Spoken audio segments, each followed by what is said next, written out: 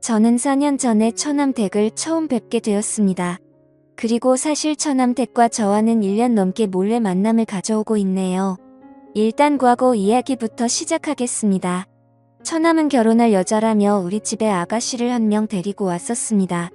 그때 처남이 데려온 여자친구를 보고 아내의 눈빛이 불안하게 떨리는 것을 캐치하게 되었었죠. 처남도 그런 누나의 눈빛을 읽었는지 모르겠습니다. 저는 아내가 입양하라는 사실을 알고 있었습니다. 장모님은 결혼한 지 10년이 지나도 아이가 생기지 않자 제 아내를 입양했었고 그로부터 3년 뒤에 임신을 하게 되어 처남을 낳았다고 합니다.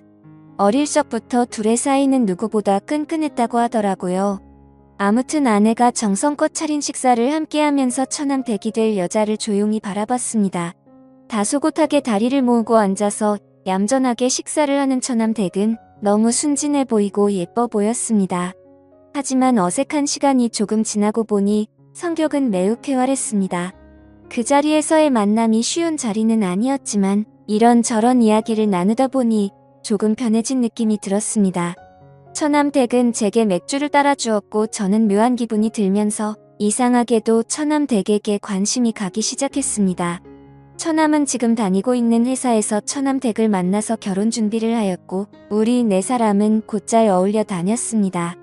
처남은 나를 매형으로 아주 좋아하고 있었고 처남 댁도 아내에게 언니라고 부르며 친해지려는 노력을 하는 것이 보였습니다. 하지만 아내는 그런 처남 댁을 은근히 밀어내며 촉을 세우는 것이 보이더라고요. 아내가 왠지 모르게 처남 댁을 시기 질투하는 것처럼 보였습니다.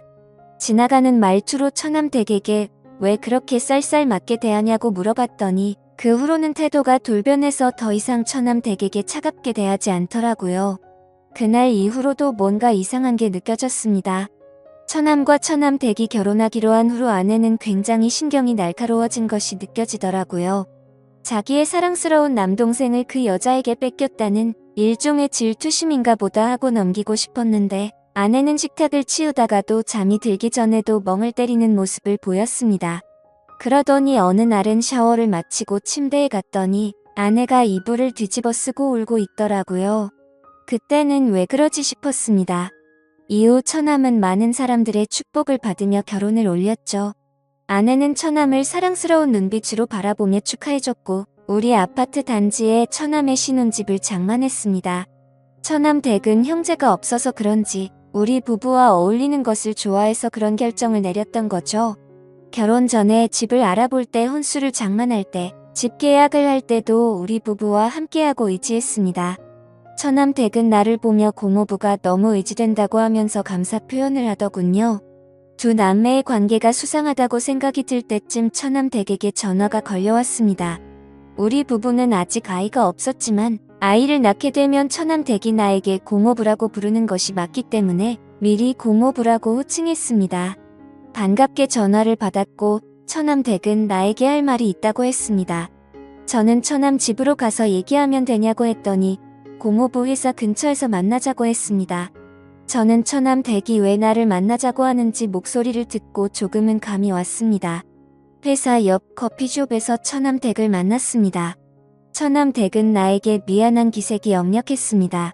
처남 댁은 처남의 행동이 좀 수상하다고 하더라고요. 전화를 안 받을 때도 있고 한밤중에 누구와 통화를 할 때도 있다고 하는 것이었습니다. 처남 댁은 처남에게 무슨 일이 있냐고 물어본 적이 없고 혼자 끙끙 앓다가 저를 찾아온 것이었죠. 가정생활의 불안함을 느낀 처남 댁에게 알 수 없는 미묘한 감정을 느낀 나라는 놈도 참 늑대 같다는 생각이 들었습니다. 처남 댁은 남편이 바람을 피운다는 사실보다 버림받을지 모른다는 불안한 마음이 더 큰 것 같았습니다. 그런 처남 댁이 너무 가엽게 느껴지더라고요. 어딜 봐도 믿질 게 없는 결혼을 한 처남 댁이 왜 그런 생각을 하는지 안타깝기만 했습니다. 그래서 지금 이상한 행동을 하는 건 처남인데 왜 처남 댁이 더 불안해하고 겁을 먹고 있냐고 화를 냈습니다. 처남 댁은 안 그래도 속상한 마음에 나를 찾아왔는데 나에게 쓴 소리를 들으니 속이 상한지 눈물을 보이더군요. 처남 댁은 버스 타고 집에 가겠다고 했지만 잘 달래서 제 차에 태웠습니다. 처남 댁은 고모부님과 따로 만나서 털어놓으니 의지가 된다고 감사하다고 하더군요. 저는 작은 고민이라도 함께 나누고 싶다고 했습니다. 처남댁은 그런 내가 오빠같이 느껴진다며 웃어 보이는데 그 미소를 보자마자 가슴이 떨리더라고요. 그날 처남댁을 차에서 내려준 뒤 처남은 정말 못할 짓을 하고 있다고 나쁜 놈이라는 생각이 들었습니다. 그리고 얼마 후에 처남댁의 아버지가 몸이 좋지 않아 병원에 계신다는 연락을 받았고 처남댁은 급히 고향에 내려가게 된 날이었죠. 저는 회사 일이 일찍 끝나 집에 일찍 퇴근했습니다. 아내는 집에 없었고 밤중에 들어오더군요. 어디 갔다 오냐고 물었더니 평소에 늦는 사람이 웬일로 일찍 들어왔냐고 당황해하는 것이었습니다. 아내는 동생 집에서 저녁 차려주고 얘기 좀 하고 왔다고 하더라고요. 그때 나는 등이 오싹해지는 느낌이 들었습니다. 혹시 처남이 한눈 파는 상대가 내 와이프일지도 모른다는 생각이 들더라고요. 그 둘은 서로 피가 안 섞인 남남이고 내가 처남과 술을 마신 날에 처남이 우리 집에서 잠을 자고 가는 날이 많았던 게 생각이 났었습니다. 아내가 처남을 애타게 찾는 날도 있었고 처남이 집에 안 간다고 버틴 날도 있었던 것이 떠올랐어요. 저는 퍼즐 조각이 맞춰지는 듯한 느낌을 받았습니다. 그래서 처남과 일부러 집에서 술을 마신 뒤 제가 먼저 술에 취한 척 연기를 해보았었죠. 처남은 집에 가지 않고 거실에서 잔다고 했고 나는 일부러 코를 골며 자는 척했습니다. 그러다가 내 숨소리가 안정되니 둘이 속닥거리는 소리가 들렸습니다. 옷방으로 가서 같이 입자고 하는 소리를 듣고 말았던 거죠. 촉을 세우고 그 둘의 만행을 다 알게 되었습니다.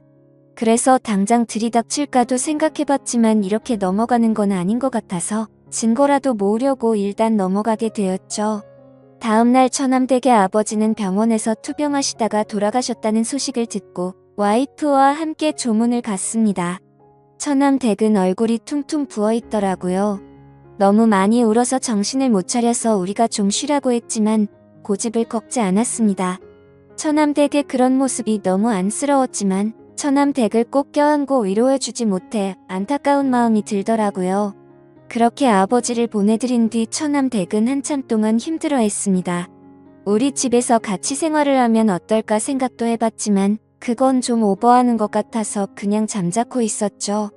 그날 이후 아내와 같이 처남댁으로 매일 찾아갔습니다. 아내와 처남의 불륜 증거라도 찾으려는 생각도 있었고 사실 처남댁을 보고 싶고 위로하고 싶은 마음에 찾아갔었죠. 최대한 내색하지 않고 같이 식사를 하고 밝은 분위기를 만들었습니다.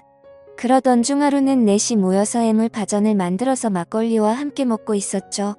왁자지껄한 분위기에서 처남댁은 안정을 되찾는 듯 했습니다.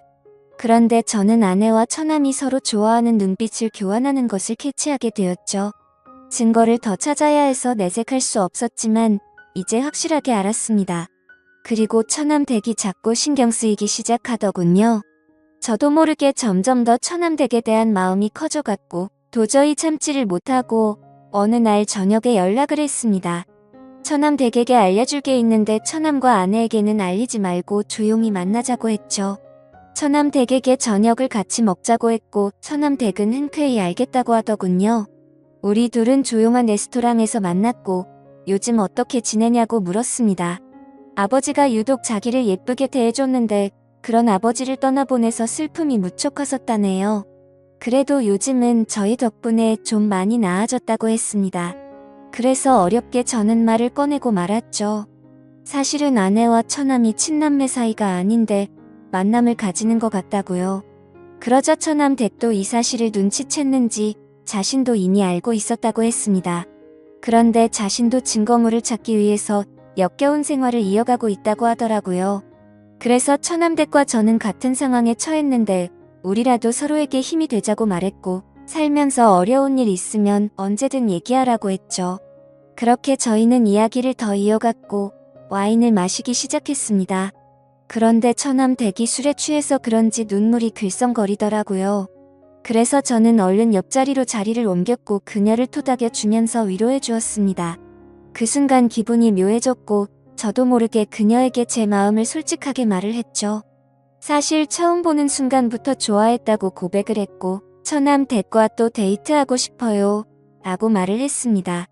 처남댁은 우리 이러면 안 되는 거 아니냐고 저를 밀어내더군요. 그래서 저는 처남댁의 눈을 똑바로 보면서 나를 의지하고 있지 않냐고 물었습니다. 그제서야 처남댁은 흐느껴 울면서 나에게 기대더군요. 저는 그런 처남댁을 안아주었고 우리는 서로의 사랑을 확인하고 연인이 되었습니다. 그리고 저희의 만남은 비밀로 하자고 했고 서로가 저 남매라는 가면을 쓴 더러운 인간들 증거를 모아서 이혼을 하자고 했네요. 그리고 모든 상황이 정리되면 처남댁에게 결혼을 하자고 약속했습니다. 살다 보니 참 별의별 일이 다 있는 듯 하지만 아무렴 어떤가요? 결국에는 제가 사랑하는 여자를 만나게 되었으니 해피엔딩이 아닐까 생각이 듭니다. 제 사연을 읽어주셔서 감사합니다.